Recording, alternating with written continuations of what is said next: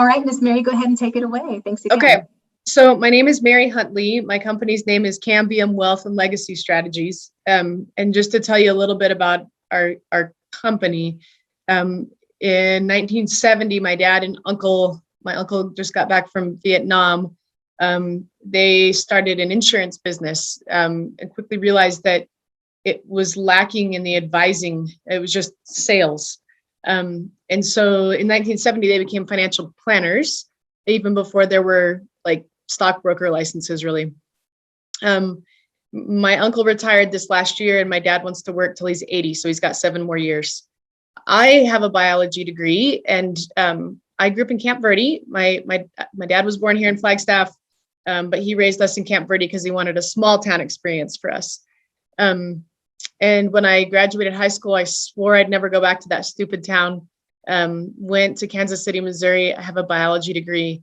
And then I was looking for jobs in the sciences on 9/11. I had a flight to job interview in Portland that day, so I didn't fly that day. But I showed up to Portland. There were not really jobs then. So I had a year of contemplation and thought, what do I want out of life? And I concluded I wanted to do some sort of social work, but I didn't want to make social workers income because I think money is a lever to do a lot of good too. So I called my dad and said, hey, I'd like to come back and join your financial planning practice. And there was a long silence. And he said, I'm not looking for a biologist in my firm. After a couple of hours of conversation, he said, okay, I see you're serious and you've thought this through. Let me talk it over with the partners. And they offered me a minimum wage filing position, which I took with angst and begrudging, but they said, no nepotism, take it or leave it. So I've been with him 19 years and we love what we do. And our endeavor is to understand the complexities of society and help people walk through that. And we think certainly for realtors, you're doing that too, especially in crazy markets like this, helping people understand what's rational in the midst of irrationality. Certainly with COVID compounding things, we've been talking a lot in our firm, a lot about normal. What's the old normal? Will we ever go back to that normal? And what are new normals that we can look for? And I would wonder that you're looking at some of those same questions yourselves, as this real estate market does not seem normal. And then similar to you too, we also hear real similar questions like things about bubbles and recessions and crashes. And people get nervous about those kinds of things.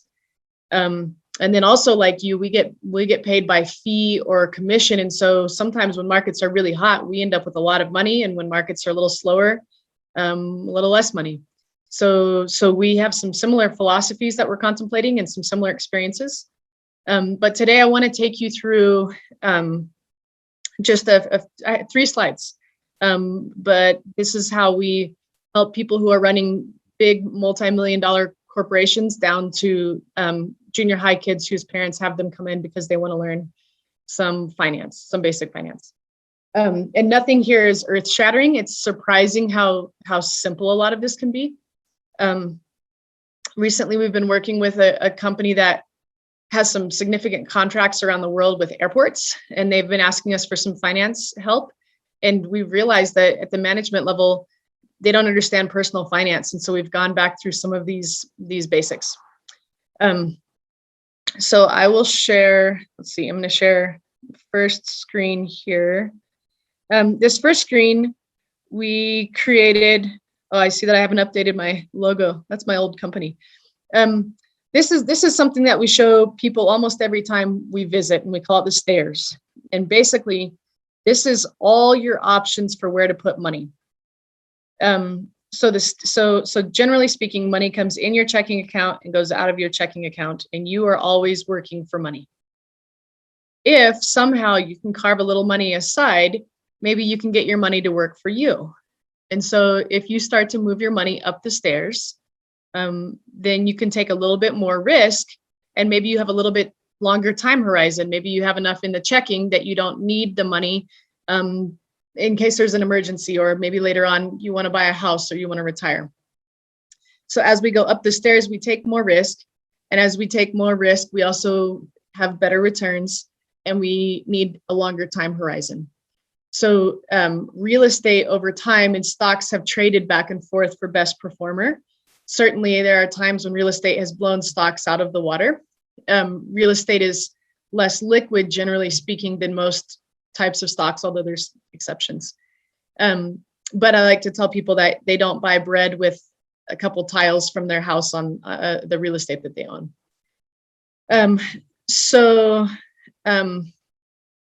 Okay, what about life insurance? I'll talk about life insurance. And if you want to clarify the what about life insurance question, a lot of people are asking how to know if they need life insurance and where life insurance fits in. But feel free to clarify that question more. I'll talk about each of these a little bit, and life insurance can fall into one of these categories too. So as a tax savings vehicle, okay. So actually, I'll throw that in right now in this explanation. A money market, a CD, an annuity, US government bonds, and corporate bonds, I would put all of these in the same category as debt instruments. And these are where you're lending your money to somebody to get something back in return, usually some interest. However, in the annuity world, and also we could say the life insurance world, these are insurance products that companies have come up with that historically used bonds to get returns for people, and they had an insurance wrapper around them, some sort of guarantee. And usually the guarantees were either a death benefit, like a life insurance, although a lot of annuities have a death benefit too, or an income stream. So historically, we saw pensions in America. Most people's grandparents worked for the same company, and then that company they retired from with a pension, and they had that until they died. But we don't have that so much anymore, especially if you're your own realtor out there fighting for your own retirement. So you've got to create your own pension. And annuities often will guarantee an income flow. And so they've had a bad rap. They've been abused. They've been overpriced, not categorically, but enough that sometimes when people see that on there, they want to leave because they think, oh, you're going to try to trick me into one of these high-priced annuities. They're just a tool that can be useful. So life insurance would fit under that too. And the person asking the question asked about it as a tax savings vehicle. All of these things that we buy can be taxable or non-taxable. So just like when you buy real estate, except for the exclusion of if you've lived in it 2 of the last 5 years, or if you're 1031 exchanging it, other than those exclusions, you're going to pay some taxes on the gains. And life insurance and annuities have a built-in tax shelter where if you have some gains, then you don't have to pay taxes on them until something else is triggered, like you take distributions out. So sometimes when people are making a lot of money, especially if it's an aberration, like maybe a year or a few years where they're making a whole lot of unexpected income and they want to shelter it, after they've filled up some other buckets that I can talk about, like IRAs or 401ks, and my favorite for realtors is the solo K, then a lot of times people will turn to funding insurances. And we do that sometimes for people. So all of these are debt instruments. You're lending your money, you're hoping that somebody's going to pay you back. And it used to be, I'm going to show you this screen. I'm going to go back to my stairs in a minute.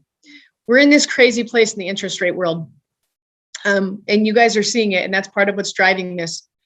When Ike was the president, we had 1% interest. That's between the federal government and the big banks for their daily requirements for cash on hand. They slowly worked their way up over time until this time period. One of my partners, Jody Paget in Prescott, she graduated high school in 1980, and she was working at a bank and can remember 14% CDs and 12% mortgages.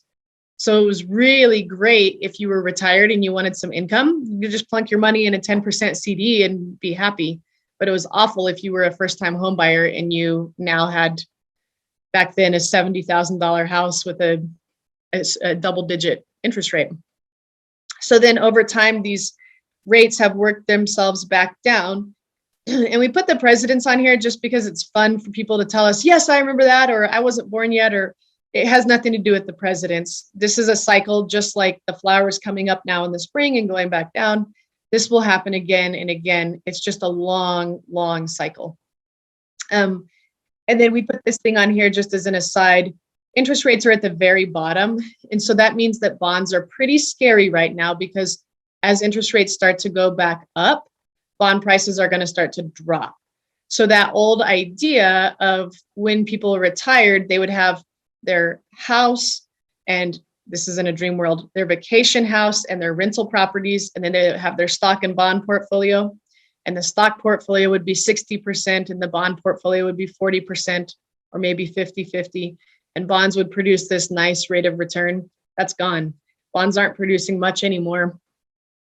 So we've come up with some pretty fun alternatives, we think, to helping people have conservative allocations at retirement, but that are more stock oriented. But I digress. So these are all bond positions or debt positions. This is equity in a business, and all of you own stock, whether you have a portfolio or not, because you have a small business, and that is equity in your own business. So a lot of you, probably your biggest investment is you and your business and your ability to earn money. And that's a micro stock. In each of these stairs, in the stock stairs too, there's little teeny sets of stairs. So there's preferred stocks, and there's dividend paying stocks, and there's value stocks, and there's growth stocks. And they all are like everything else on here, not more or less appropriate, just different tools to be used at different times. So a lot of times, especially at a, it's funny, we use this with like junior high kids, but also again at the corporate finance level, when we're trying to get everyone on the same page and figure out, okay, we have money, what are we going to do with it? Where do we allocate it? How do we allocate it? And so we link up the expectation of investment returns with the amount of time that people have and the amount of volatility that they're willing to endure. And so a lot of times people will come to me and say, I have an inheritance, or I sold a house that had a real low basis. I have a lot of cash left over. What should I do? And we're a little bit different in that we think real estate is always on the table, always an option. We're not just stockbrokers, we're planners. So we can help them sort through and figure that out. We talk about longevity and or liquidity up here with people and figure out if real estate is an answer. And then we have them call Tad Moore.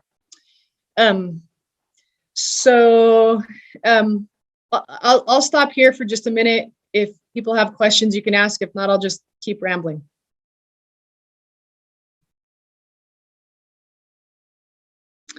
Okay. So that's the stairs. That's our how we place putting money where when you want it to work for you and you don't want to be working for your money. Let's see. And then just explaining a little bit more about the interest rate cycle. And the Fed is saying, you're probably seeing and hearing the same things. I usually go to the prime lending lunch and get the Scott updates every year, but we also follow other economists. It looks like the Fed is not going to raise rates until 2023. Everything we're reading is talking about hyperinflation, and you guys are probably seeing that too. In fact, a guy I know down in the Verde who normally makes $300,000 or $400,000 a year net flipping houses told me the other day he made $200,000 last month flipping lumber. What a crazy time and place we're in. And Warren Buffett just this week had pretty lengthy things to say about inflation. So that's going to be scary because that will force the Fed to drive up rates. And a lot of people have a lot of money sitting in cash right now because they're saying, I'm waiting for the next deal. My money's down here. But if inflation comes quickly, then how am I going to reconcile that? So let's see. There's also, I'm looking for another slide that I want to show you.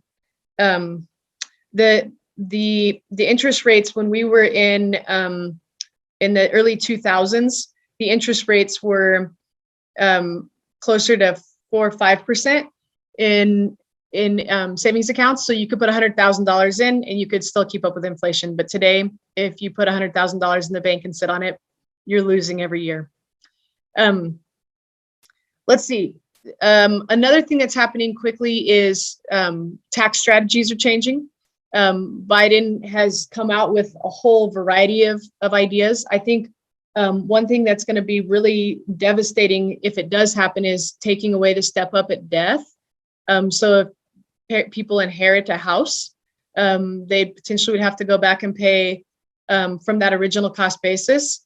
In my family, we have a lot of farmland, and so that would be terrifying. There's a lot of folks, I think, who are waiting for death for those basis step ups.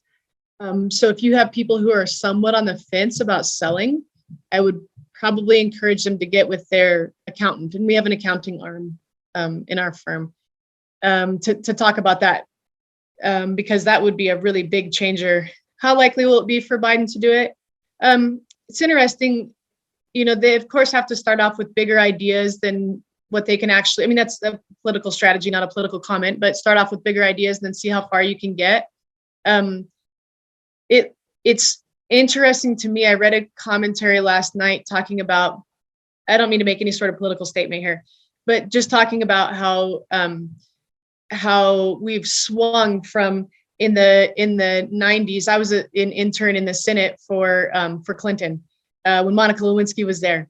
I did not go in the Oval Office, but it was the article was talking about how Clinton, being a Democrat, reduced government size, and how the influence of the Reagan era had pushed Democrats into making conservative choices, and how we're kind of in a flipped time. It was a real nonpartisan article, but it was saying that it looks like there's a lot of agreement from conservatives to raise taxes, which historically was not something that was likely to happen. And so the article wasn't predicting whether or not Biden would get this through, but it was just saying that it seems like we're in a place where more progressive ideas are acceptable even in conservative platforms as far as expanding government and tax increases.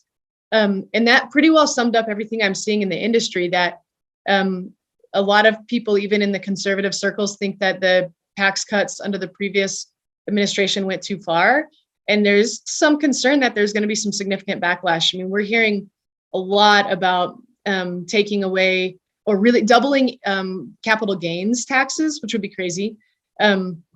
And then, some people are saying it's only confined to people who make over $1 million a year, but that's not what I'm seeing. So it's anyone's guess how likely it is for him to actually do it. And really, we've just been telling people, if you have a question that you're contemplating, be nimble. And if you're contemplating it, make sure you get your professionals in order to help you evaluate as you go through, because I think we want to be able to move quickly if Congress says they're going to pass something. The one thing I have been hearing, though, is that it wouldn't be retroactive. It would be like, let's say they get it through for 2022. So that gives people time to plan for this year. Good question. Let's see. So this is a document that we give folks, and I'm happy to send these to people after, just for your own review. But basically, when people come to us, they usually have some sort of question they're trying to answer. The question might be, can I retire? Or can I pay for my children's college? How do I get out of debt? But we know that there's a whole lot more to it than just those few questions. So we've come up with this, we call it our Perpetual Agenda. And it basically is all the things we can think of that a person would ever want to talk to a financial advisor about. And what we have found is usually if there's one reason they came in, there's 5 ways we can help. So I like to give this to people, even if they're not working with our company, because I said in the intro, one thing we love doing is helping with the complexities of society. And this is all the things that we study. So for example, when people are wondering about retirement, a lot of times there's things that we can look at, like, does it make more sense to hold off on your Social Security or should you take it now? And there's a million calculators out there that will help you figure it out. What they don't take into account is if you have some sort of IRA, that you will have to take a required minimum distribution at 72 and your Social Security. And if you're also selling some real estate on the side, you may be giving up a lot of your Social Security by taking it too premature. Tax planning. I think for a group of realtors, maybe your best ally would be having a really great tax ally. In 2006, we had a boon of people come to us who were builders, realtors, lenders, and they were saying, we're just making money hand over fist. What should we do? And we were saying, if you know real estate, stay in real estate. Probably you don't want to engage with us very much. Probably you should keep your money in the real estate world. That's what you know. And it's really hard to convert from something where you're hands-on and you can research it and you can move it to a portfolio where I'm the one doing that and you're really hands-off. But maybe it makes sense to build out some safety, some backups that are anti-correlating to the real estate market. So we helped people, and they would come in and we would look at it from a tax perspective. And so, for example, we carved out with people. I'll give you an example. People would come in and say, I have $200,000 extra dollars this year. What should we do? And we would go back to their accountants and we would run various scenarios, maybe implementing a solo K for them and they could defer money, maybe putting their spouse or children on the payrolls. Sometimes that makes sense. Sometimes that doesn't. And deferring money, maybe using a life insurance product like you asked about earlier to defer money. But there was a really fun one that helped people through 2008 beautifully. That was called a charitable lead trust. Charitable lead trust is a tax planning strategy. You can put any asset into it. You can put a house into it, or you can put cash into it. You call out two things. One, a number of years, and another, an interest rate. So for example, for 10 years, I'm going to spend 6% on this portfolio to charities.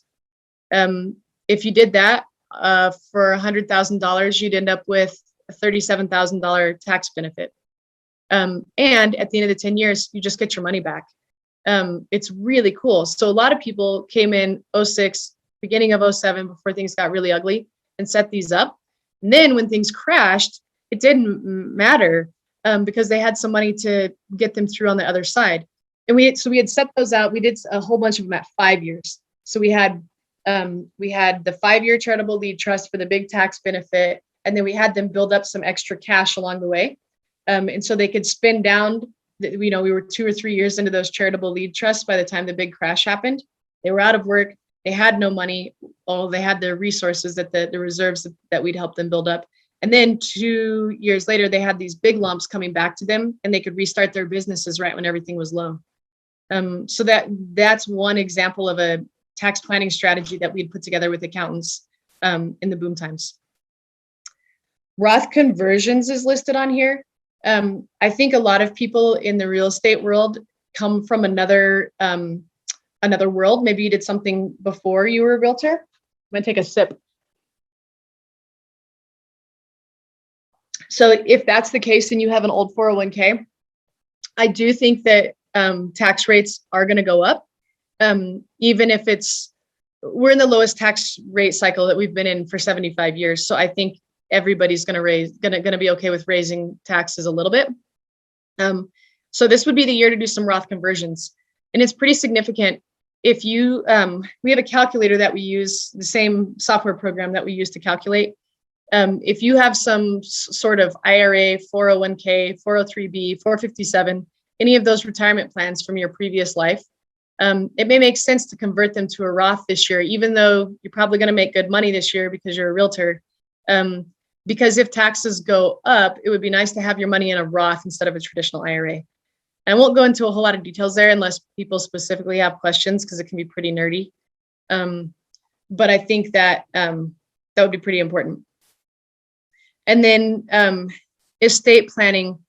I think a lot of times people in the world of real estate tend to be running and gunning and moving really, really fast. And I would just like to encourage you to make sure that you have your own legal planning done. I think there are some lovely attorneys here in town. You probably know. I'm happy to refer people to you too. I work with them a lot. We bury about 5 people a year in our firm, most due to old age, but most recently, somebody sitting at a stoplight hit by a semi-truck, young man.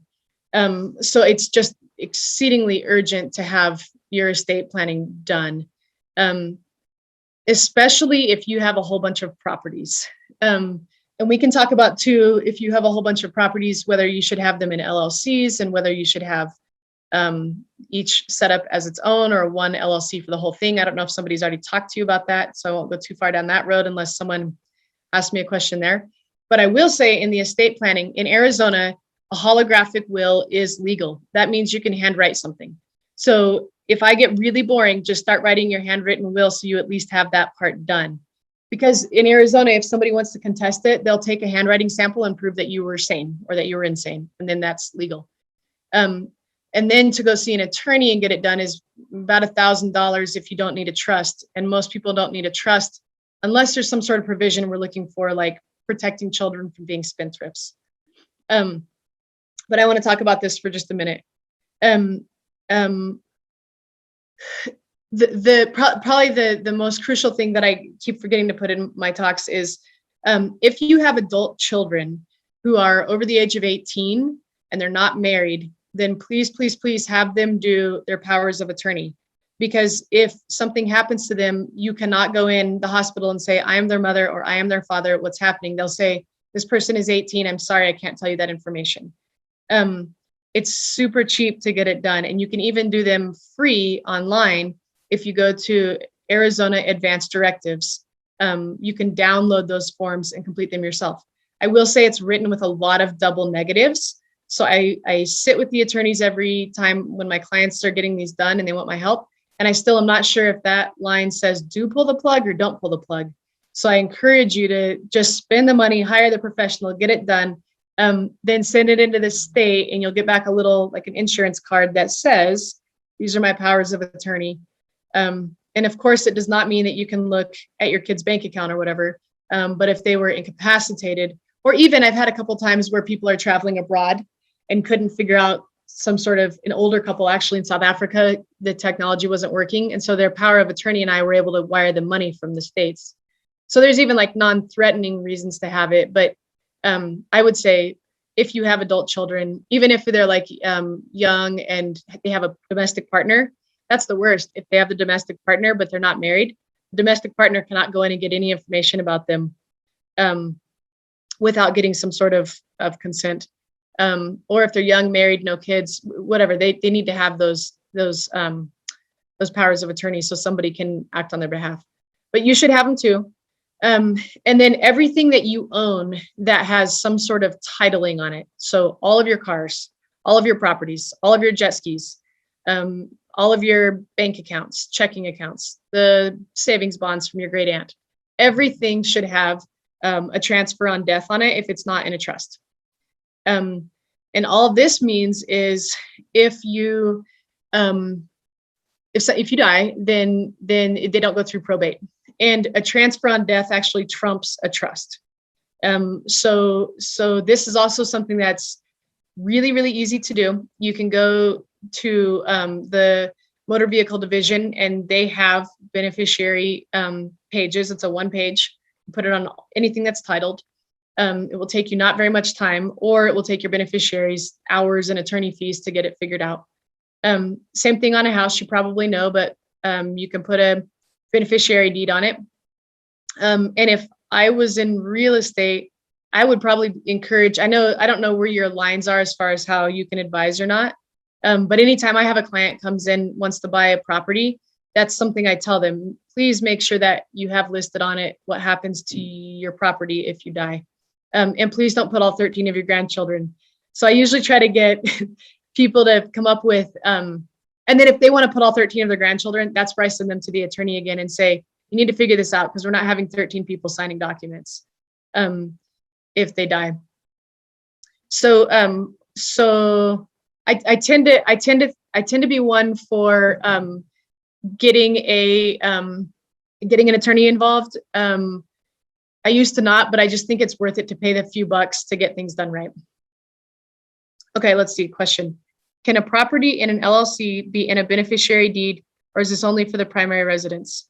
No, it's for any residence or any property. The LLC, I think, I can ask when I get a question I don't know. I have 3 attorneys I poll, and I see if I get the same answer from all 3 of them. So I can poll my attorneys and see what the answer is. But I think the estate planning would be at the LLC level there, meaning if somebody dies, what happens to the LLC? But I want to just separate that question out a little bit. So I think the estate planning is at the LLC level, but you said not just a primary residence at the end of your question. And so I think that the other thing is, let's say that I have other properties that are not in an LLC and they're not my primary residence. Those definitely should have the beneficiary deed on them. So if you want me to clarify that more, ask more of the question, and I hope that helped. But that reminds me too, if you're going to put things in an LLC, which I think makes sense 4 out of 5 times, then make sure that you've also done that little teeny extra step of the legal planning of how does the LLC dissolve if something happens to you. Oh, I was going to say too, on your vehicles, if you're going to do the work to put the beneficiary on your vehicle, I would maybe just go ahead and make that person an or if you feel comfortable with it. Because if you probably know that on vehicles, you can put, Mary Ann Chris Huntley, or I can put Mary or Chris Huntley. If it says and, we both have to sign. You probably already know this, but if it says or, only one of you has to sign. And so if Chris dies, I don't have to produce a death certificate and do any paperwork. I can still just sell my car with the or. So I like that it's not available in other types of titling other than car titles, but I do really like that. I think it's great. And so if you feel comfortable to put or to your child or whoever, and they're not going to sell the car out from underneath of you, I would do that. The other thing about this TODs, and sometimes at the banks, for example, they call them POD, payable on death. TOD is transfer on death. There is no legal right to the person receiving it until you're dead. So if you put your children on there, but you're mad at them, they can't go sell your assets out from underneath of you. So I want to make that clear too. So this says review asset titling. We try to get people to bring in their titles and whatnot about every 3 years to review them. And it's crazy how often we think we just did this 3 years ago and already something's changed. And it's all kinds of things. You had another kid, somebody died, you got divorced, you got remarried, whatever. What we don't want is once we've done all this really great work and then you split from your spouse and you remarried somebody else and you die and your ex gets everything. We see that unfortunately too many times. Let's see. Also, I think in this estate planning is if you're working in tandem with somebody, another realtor, I think I see across the realtor spectrum a huge difference between how teams are set up. And I would really encourage you to also hire legal professionals to weigh in on how you set yourselves up. And I was starting to say this earlier, I got distracted. I'm not a fan of like the LegalZoom online type of work for that. I really think it should be somebody local who understands Arizona law specifically. The other thing is you can do a lot of really great business planning with a legal team, but then you never sign the documents. I can't tell you how many times I've seen people come in with their LegalZoom binders and they paid $3,000 to set up all this business planning. And then they didn't understand how they were supposed to execute the documents, and they're not executed and they're not going to hold up. So again, you might save a little bit on that, but if you're really willing to do that work, there's some really good professionals around here that I would trust. Insurance analysis, you had asked about that earlier. And we have on here insurance versus liquidity. It's kind of cool, but with the life insurance, there's all these really weird loopholes that I don't know why Congress is still leaving them out there, but they're really great. A lot of people will say, all right, what if I have 2 or 3 really good years? And then what if, everything comes to a screeching halt and I just tied my money up? Some of these insurance policies, you can buy a pretty big coverage. Let's say that you wanted to buy several $1 million, and you might even be in your 60s or 70s, and they'll still issue them. It's all an actuarial math problem, unless you're really, really unwell. But and then you overfund it. So you put $100,000 or $200,000 in, and it can grow tax deferred all this time. And then you have a project come up and you want to buy something that you want to flip. You can take a loan against it. So it's kind of like having your own bank, because you can borrow against yourself. Same thing with, that's why I like the solo K for realtors. I'll explain it a little bit. And then if people want more detail, ask me questions. But again, I don't know where your knowledge base is, so I don't want to tell you too many details. But a solo K is a 401k for one person. But it still lets you, if you set up a real 401k, the setup costs are $500 to $900, and then another like $2,000 a year for monitoring, which is probably prohibitive. But if you set up a solo K, there's no setup costs and there's no monitoring at all, but it's just your one person. So you can't have an assistant under this, but I'll talk about that in a minute, something that you could do. But the cool thing about the solo K that other plans don't have is loan provisions.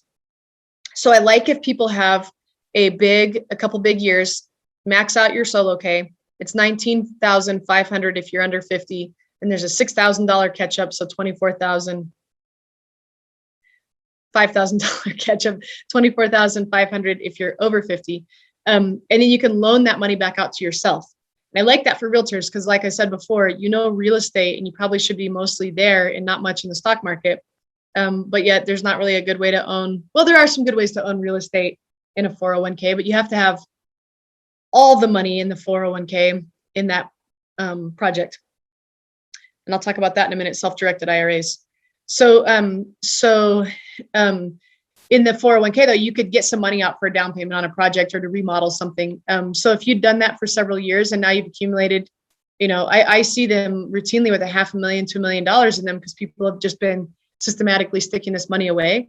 And then you can take out a loan against yourself. And the cool thing is, I don't know why the IRS did this, but you pay yourself the interest back.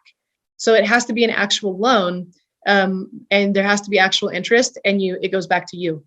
So I've always been a big fan of that. Those are pretty cool.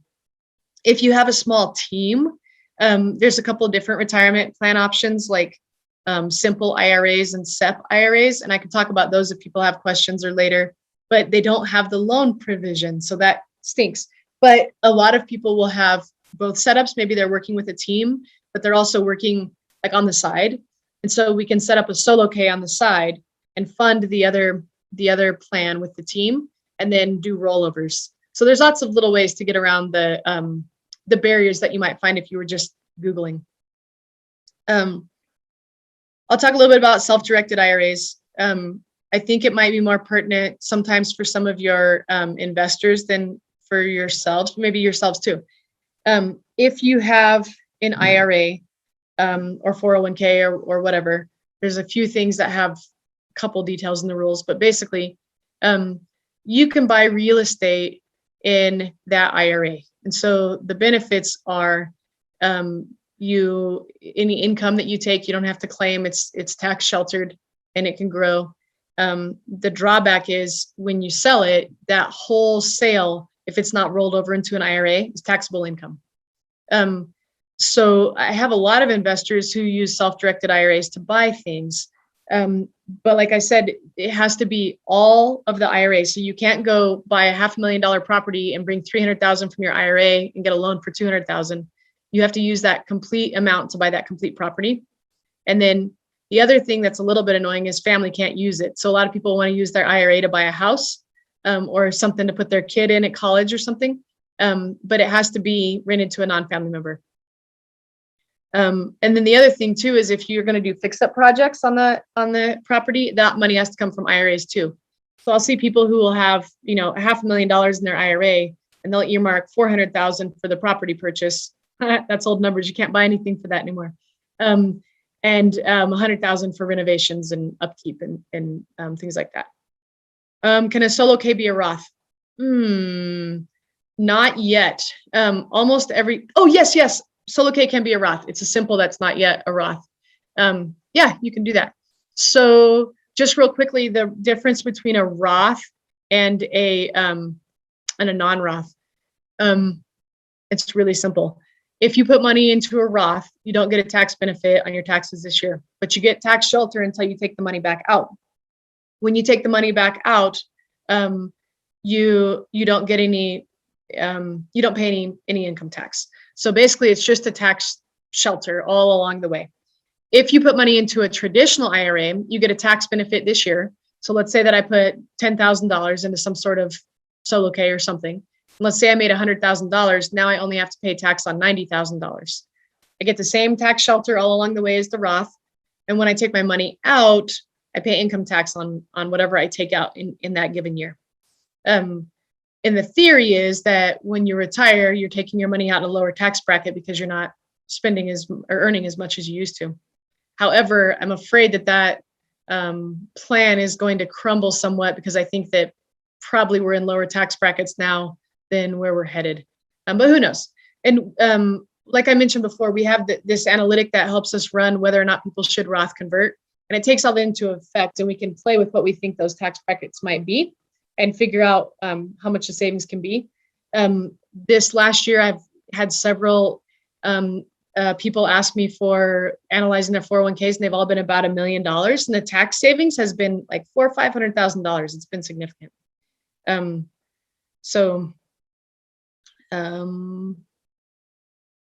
Okay, good question. Let's see. One thing that we've been doing in all of this real estate craze, wait, let me think if I'm forgetting anything else from that 401k discussion. Okay. One thing that we've been trying to do in this crazy time of buying and selling is having people review their casualty insurance and their property insurance. We recently reviewed for somebody who had, among other things, some hotels, and we found that one of the hotels wasn't on there. Just the whole hotel wasn't being covered. So that was pretty scary. So if you're going to be buying and selling, please make sure that you are updating with your insurance agent every time, and maybe even set once a year. I know a lot of people don't go see their insurance agent very often, but maybe if you are a person who's moving stuff around a lot, or you're wanting to give some insights to one of your investors who's moving things around a lot, to make that an annual check-in, because that would be pretty crazy. Let's see. Some really neat legacy planning things. I hope that you all are familiar with the, gosh, I don't even know what it's called, the program that Tad worked on with the Community Foundation to defer some money for the housing issues. I've lost my words there. It's pretty cool, though, that your industry is willing to chip in money from your transactions to help people who are less fortunate. And those types of things don't show up on your taxes because of itemization, unless you're itemizing. But there's a whole lot here in this legacy planning happening around Flagstaff, where, again, if you're feeling like you're having a really robust year and you want to do some deferring in some neat ways, you sure could. So let's see, another question. Can a solo K or a life insurance policy fund the refinance of a property? Yes, depending on the dollar amount and the ratio of how much you're funding. Yes. Yes, but. So probably chat with somebody about that one, because there's some specifics there. Education planning. If you are selling real estate and you're also trying to figure out how you're going to put your kids through school, I think that there is a lot of pressure on parents to pay for school. I feel like obviously COVID was horrid, but there's some really great silver linings coming from it. I think one is that the education system was shaken up, and I feel sad and devastated for a lot of the educators who were displaced. But I think that education is going to look completely differently going forward. We're already seeing that at the college level. And even I have a first grader who did most of his first year on Zoom. So I think education is just going to look different. So I think I would be very cautious paying for kids' colleges. And I'm really glad that the new normal looks like it's not going to be 4 years partying at a university and coming out with a huge amount of debt. It's looking a lot more like hybrids with online learning and maybe even community college learning. There's some really amazing programs for younger kids to do, like dual enrollments, and get some things out of the way. And even in high school or even in college with another community college nearby. There is a vehicle called a 529, which is just a section of code like 401k. And basically, if you have young people in your life and you have state taxes, $2,200 is the amount you can contribute to a 529, and that is a deduction on your taxes. It's not a credit, but it's a deduction. So I would certainly look into that. to help offset taxes and help students. But I generally encourage people to keep it about to that, contributions for that, excuse me, because I think that kids can take loans for college. You can't take loans for retirement. If you feel like you've met all of your financial planning requisites and you still have some money left over, great.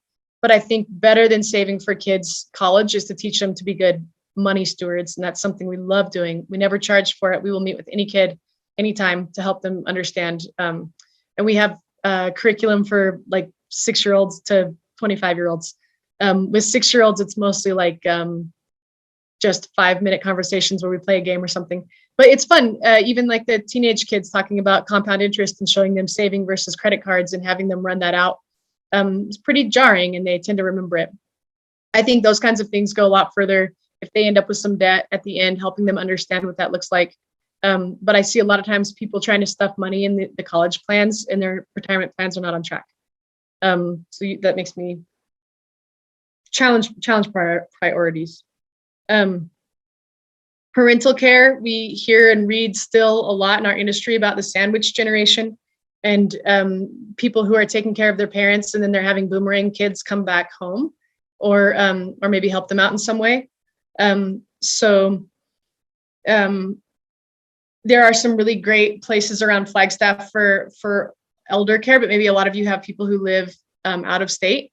The one thing I will say is if your parents have less than millions and millions of dollars, but more than a few $100,000, they're kind of in this hole where they're going to get stuck with the bill for a lot of things. And there's some look backs that you should probably figure out and maybe have them spend down some of their money or gift out some of their money to help them qualify for state funded assistance if that's the route you would like to go.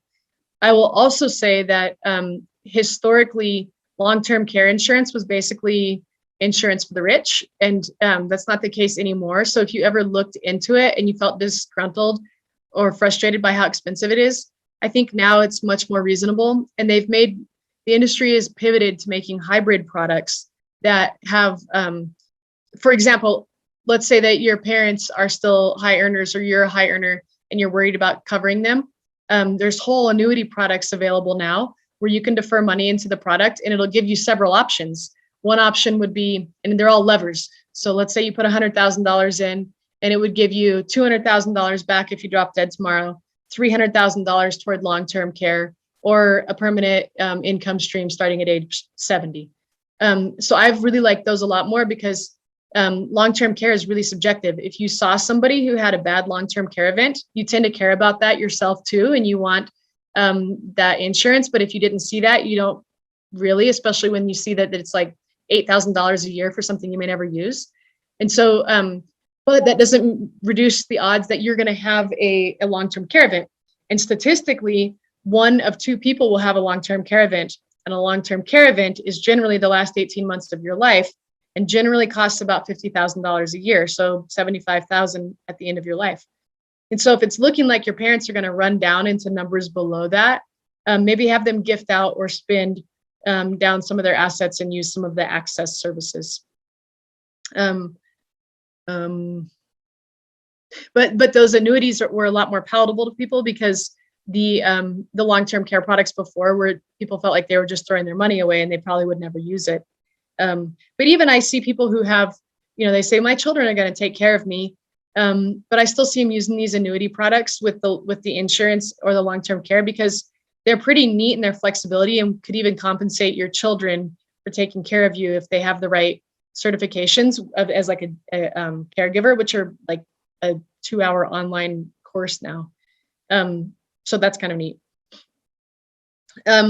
Life transitions, especially in the midst of the big real estate boom, that doesn't put life on hold. And so if one of these things you're facing, like life, death, sometimes people ask me what that is, a baby or a loved one. But if you have one of these things happening, we have little like sub checklists that we go through. Like I said, we bury about 5 people a year. So we really are familiar and comfortable with that process. We go through marriage and divorce all the time. So, well, not me personally, but prenups and figuring out how to split assets. This one is a huge one, especially in the real estate world, because we see a lot of people who are trying to figure out ways to split things that don't make sense to us. And we think that usually in divorce, there's a lot of inefficiency already because there's such high level of emotions running, but there's a lot of really tax efficient and simplified ways that people can do things. In fact, we've been working with some of the divorce attorneys here in Flagstaff, our firm has, to try to help come up with some mediations for folks, because they would tell us what was happening with their clients, and we would say, holy cow, that's so inefficient, that just cost them $300,000. And so we now have a little coalition. If this is something that's happening to you or someone in your life, we don't charge for that either, because we figure there's already so much stress there. But all these things, moving, again, a lot of times that's where people fail to go back and update all their legal planning, especially all the millions of people from California moving here. And then they have things that didn't comport to Arizona. So we do those reviews. We utilize an ongoing process in this financial planning category. It's an online platform that we give away for free because we think financial planning is in a crisis and people need it more and more. But it's a really cool analytic that helps people see if they're on track for retiring the way they think. And it's not just related to stocks and bonds. We have people come in who just pay us a fee and all they have is real estate. But the cool thing about it is it takes all the inputs. So for example, all the properties that you own, and all the little details too, like how much are you paying in taxes? How much are you paying in insurance? What is the upkeep on it? What's your vacancy rate? And then it runs a tax return for every year for the rest of your life. And it lets us toggle on and off when to sell things. And so recently we've had 2 different scenarios where people have come to us and said, hey, I'm going to sell this property because I'm getting ready to go out of my RV. Or, hey, I'm going to sell this property because I'm getting ready to move to New Mexico. But I'm just wondering, does it make more sense to have it as a rental? And it's really fun because with all the tax returns that the program's running, it's gathering all this information. We were able to go back to people and say, neither of those makes sense. We think you should wait 2 years, and here's why. And it had to do with required minimum distributions, or it had to do with recapturing depreciations and how that was going to interface with other parts of their life that they hadn't been thinking about. So we love it. It's really fun. We're happy to send you the link if you want it. But you have to give us your email, and we will not email you anything other than that link. So we set this up for our investors, and we look at it with our investors once a year, at least, if not a couple times. But we think that a lot of the calculators out there are missing things, like they're not doing that tax return, for example, or they're not looking at all the different Social Security rules, for example. So we think that if people are starting to work on those strategies of how am I going to put together my exit plan, and how am I going to make these businesses interface, or maybe you have ownership in your business, then this has been a really nice tool to help people. It used to be that we would do this by hand, and it would take me like 2 or 3 days to do it with my financial planning calculator and all my formulas, and I'd usually make a mistake somewhere. And now it's like 30 minutes, the same plan. It's really incredible. It also lets you see all the cash flow outlays for every single year until you die. So it's pretty neat because you can audit everything and see that, yep, that's about what the taxes would be. So it's not just like putting the numbers into this black hole and then it tells you that it will or won't work, which is what I see a lot of times with people using online calculators. The last couple things that we tend to reflect back to people who are driven a lot of times for whatever reason, when we get to this question, they give us a big sigh and change their body language. We know that you're working hard, and I know too, just from hearing from various realtor friends, that you're working really, really hard because you have to put in so many offers and they get shot down. Somebody else comes in with a bigger offer. So even though it's making a lot of money, it's just busting your butts. And we're really big believers that if you are making money, you should definitely have some time off. We have a lot of fun discussing this. We find that our wealthiest people have sold their second homes because they're just as happy to rent a place for a month here and rent a place for a month there and not pay those property taxes, especially in certain states. But we love to have those discussions with people. But then this discussion has been one of the most profound for us, and just realizing that most people are well-intentioned, good-meaning people who do want to have some sort of impact on family and society. And when we get to this, sometimes this becomes the crux of our conversation for the next year with people, because people who are driven also have this nagging thing within them a lot of times of, am I impacting my family and society the ways I want? And then it's kind of fun because we start to hear all these emotional anecdotes and stories and things about their grandmother who did this or their neighbor who did that, and they want to make the same impact. And then once we hear all that, we plug all of that back into all of this up here and figure out, okay, well then how should we be planning for your estate? And what's the most tax efficient way that you should be doing that? And how do we use the cash that you have coming in and the assets that you already have? And then we can make a really, really beautiful plan together with people that profoundly impacts family and society without enabling family and society. And I think a lot of times people are confused about that too. How can I impact without enabling? And then business planning, we see this happen a lot too, where people just really love that person they're working with. They're a really great fit, really great team, don't have any planning. And then something strange happens. It doesn't always have to be something bad, even just something unexpected. And there was no plan. And business planning is not hard either. So a lot of times it could just be something like some simple written agreement. Doesn't even have to be a legal document sometimes. And then maybe even having just insurance available for the person to buy the other out.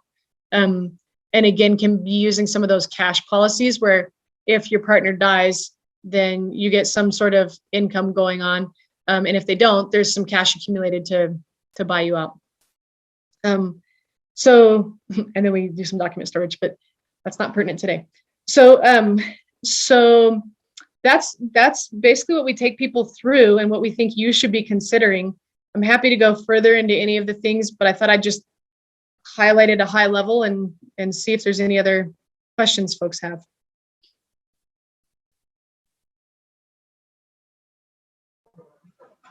It was a lot of information. It's a lot of information. Mary, thank you. That was very impressive. I'll be calling you soon to make this is something that I continue to delay taking care of. So hopefully this puts some fire underneath a few of our butts to kind of be better about handling our, like you probably already addressed the ones that were in the chat box that was here. Anybody else have anything to ask? I know it was a lot. I took down some really good notes, but I don't know that I was able to kind of absorb all of it as well either. So Mary, you have your phone number. Maybe you can give us that. We can write that down. Sure. 928-567-9512. Melinda, I think that realtors are some of the best business practitioners who do some of the worst personal care. Mm-hmm. So I was delighted to talk to your group today, because I know a lot of people are working hard and not taking time to take care of themselves. That's true. And as a mentor, that's one of the things that I stress to the agents is because it took me probably 10 years to realize that you can't sacrifice yourself. You're miserable in your life, your job, and your relationships that you have, or horrible parent, spouse. And so absolutely, and learning how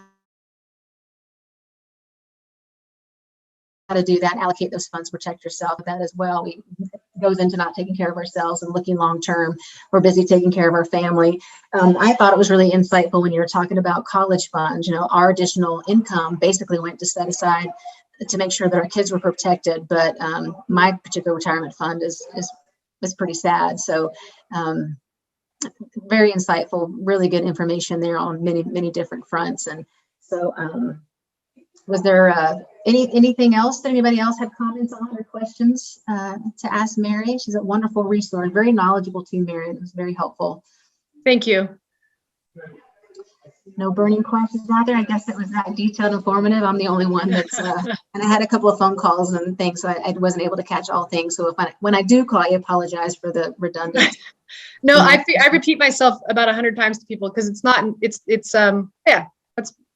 you can't be expected to know it all. Sure, and the way that it gets absorbed sometimes. So fantastic. Is there anything else other than setting up a financial plan, et cetera, that you feel as realtors that we tend to be pretty bad at, or that we could do better? Yeah, I think there's a lot of confusion between for realtors how to protect themselves. That you see from your perspective. Yeah, I think realtors, I think people think an LLC is like the end of it. But I just encourage people, if you're going to start making some money and you're going to be an entrepreneur, set up your team, get your accountant and your attorney and your financial advisor. Some people don't need a financial advisor, but at least get your accountant and your attorney in the same room and say, here's my plan. Here's all the things I have. How would you best protect this? Because I've had several attorneys tell me, oh, realtors think LLCs will protect them, but that's not true. Good insurance will protect them. And there are ways that you can have an LLC and still be liable. So I think having a good understanding of exactly what an LLC does or doesn't do is really crucial. And then figuring out what insurances you need to protect yourself in any given situation.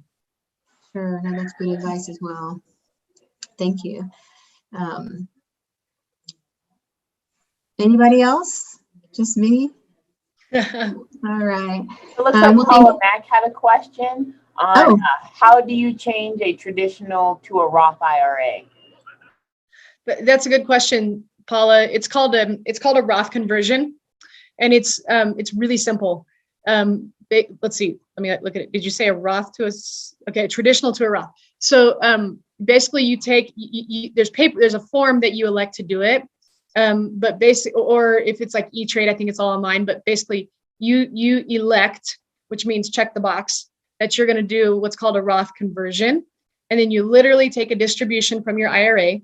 And so that's a taxable event. And so let's say that it's $10,000. You're going to pay taxable income on $10,000 and you put it into the Roth.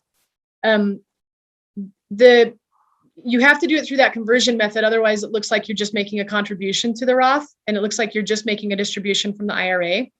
And so, if you've elected for the conversion, you can do it, and you can do any amount. So you could do $1 million from your traditional to your Roth. And one thing that I would definitely do would be to talk with your accountant or run a mock tax return if you're doing your own taxes and figure out what puts you to the next bracket. And what I see, I was not a fan of Roth conversions until recently. And now that I've looked at them more and more, they're a fit for like 85% of people.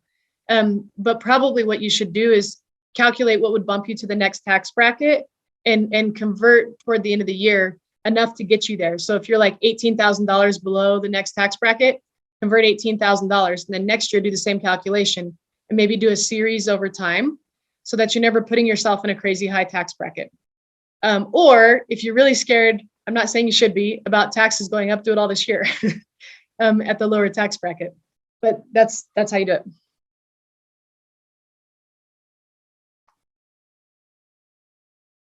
That's a great question as well. Okay, and I don't see anything else there. So thank you, Mary. We really appreciate it. And we'll be in touch soon. If you missed it, Mary's number is 928-567-9512. That's 567-9512.